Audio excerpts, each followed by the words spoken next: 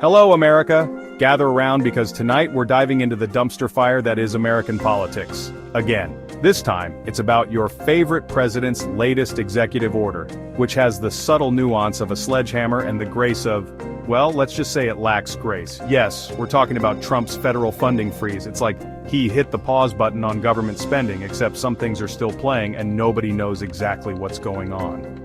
On January 27, 2025, Trump, in all his wisdom, decided to sign a memo. This wasn't just any memo, mind you. This memo was a declaration of war on, well, funding. It basically said, we're freezing all federal grants, loans, and financial assistance until further notice. Now, you might think that sounds a bit drastic, and you'd be right. It's like trying to stop a runaway train by standing in front of it and yelling, "Stop!" Spoiler alert, it doesn't work. This freeze, according to the White House, is all about cutting waste and making America great again. Because clearly, the best way to achieve national prosperity is to randomly halt funding for essential programs. It's like trying to bake a cake and deciding halfway through to just stop using eggs. Sure, you might save a few bucks, but you're also going to end up with a pretty terrible cake. The problem is, this isn't just about saving money, this is about power. It's about Trump wanting to control where the money goes, regardless of what Congress has to say about it. And that, my friends, is a very slippery slope. Now, even in the midst of this executive chaos, there was a glimmer of hope. Like a beacon of sanity in a sea of madness, a federal judge decided to step in. You see, shortly after Trump unleashed this funding freeze upon the land, a lawsuit was filed. And this judge, bless their heart, decided to temporarily block the freeze until February 3, 2025. It was like a brief respite from the madness, a moment of wait, maybe sanity will prevail. But before you start celebrating, remember this was just a temporary block. The judge didn't actually rule on whether the memo itself was legal or not. They basically just hit the pause button on the whole thing while they figured out what the hell was going on. It was like a legal timeout, a chance for everyone to catch their breath and for lawyers to bill more hours. Of course, the White House wasn't too happy about this. They argued that the freeze was necessary to protect American taxpayers and that the court was overstepping its bounds. It was the same old song and dance, with the Trump administration claiming executive privilege and the courts trying to rein them in. So, for a brief moment, the funding freeze was on hold. But the fight was far from over. It was like watching a boxing match where both fighters kept getting knocked down, but neither one stayed down for the count. Here's the thing about this whole funding freeze. Nobody seems to know exactly what it covers. It's like trying to navigate a maze blindfolded while riding a unicycle.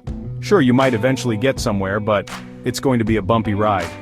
The White House keeps saying that this isn't a blanket freeze. They claim that essential programs like Social Security, Medicare, food stamps, and welfare benefits will continue as normal. But then they go on to say that programs related to foreign aid, diversity, equity and inclusion, woke gender ideology, and the Green New Deal are definitely in the crosshairs. Which, let's be honest, is about as specific as saying, we're cutting funding for things we don't like. But here's the real kicker. Nobody knows what happens to funds that are distributed through intermediaries like nonprofits or state and local governments. It's like throwing a grenade into a room full of pigeons and then saying, "Don't worry, I'm only aiming for the ones with feathers. Good luck figuring out which pigeons are safe." This lack of clarity has created chaos and confusion across the board.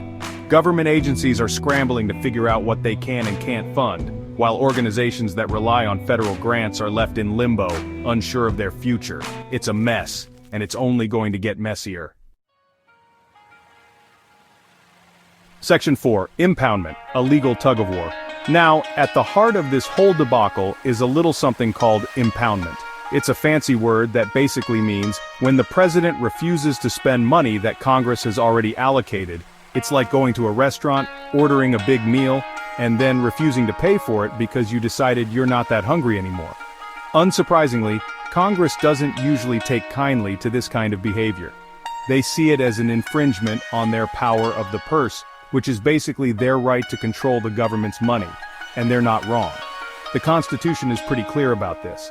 Congress gets to decide how money is spent, not the president. But Trump, being Trump, has always been a big fan of impoundment. He sees it as a way to assert his authority and to force Congress to bend to his will. It's like a toddler refusing to eat their vegetables until they get dessert. It's a tactic that's as ineffective as it is childish. This whole funding freeze is essentially a massive impoundment power play. Section 5. The 1974 Act Reinventing Spending Power. Now you might be wondering, if the Constitution is so clear about this, how can Trump even attempt to pull this off? Well, it's complicated. You see, back in the 1970s there was this whole thing with President Nixon, and, well, let's just say he wasn't exactly known for his respect for the rule of law. Nixon was a big fan of impoundment. He used it all the time to defund programs he didn't like, basically ignoring Congress and doing whatever he wanted. And Congress, to their credit, got pretty sick of it, so in 1974, they passed the Impoundment Control Act. This act was basically a big forget you to Nixon and all future presidents who thought they could just ignore Congress when it came to spending. It established a clear process for handling disagreements between the executive and legislative branches over spending. Here's how it works. If the president wants to cut funding for a program, they have to submit a rescission to Congress. This rescission has to include all the details about the proposed cut, like which programs are affected and how much money is at stake. Congress then has 45 days to consider the rescission. If they approve it, the funding is cut. If they don't, the president has to spend the money as Congress intended. It's a system of checks and balances designed to prevent abuses of power. The problem is, Trump's memo doesn't even acknowledge the existence of the Impoundment Control Act. It's like he's trying to order food from a restaurant that closed down decades ago. Section 6. Ripple effects, impacts, and disruptions. So, what happens when you freeze billions of dollars in funding without any clear plan or process? Well, chaos, obviously. It's like trying to conduct a symphony orchestra by throwing a bucket of water at the musicians. Sure, you might get some interesting sounds, but it's not going to be pretty. The immediate impact of the freeze has been widespread confusion and uncertainty. Government agencies are unsure of what they can and can't fund, leading to delays and disruptions in essential services. Organizations that rely on federal grants are left in limbo, unsure of their future.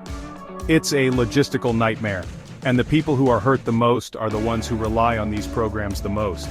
There have already been reports of disruptions across various sectors. Some Head Start programs, for example, are experiencing difficulty accessing funds, potentially jeopardizing early childhood education for thousands of children.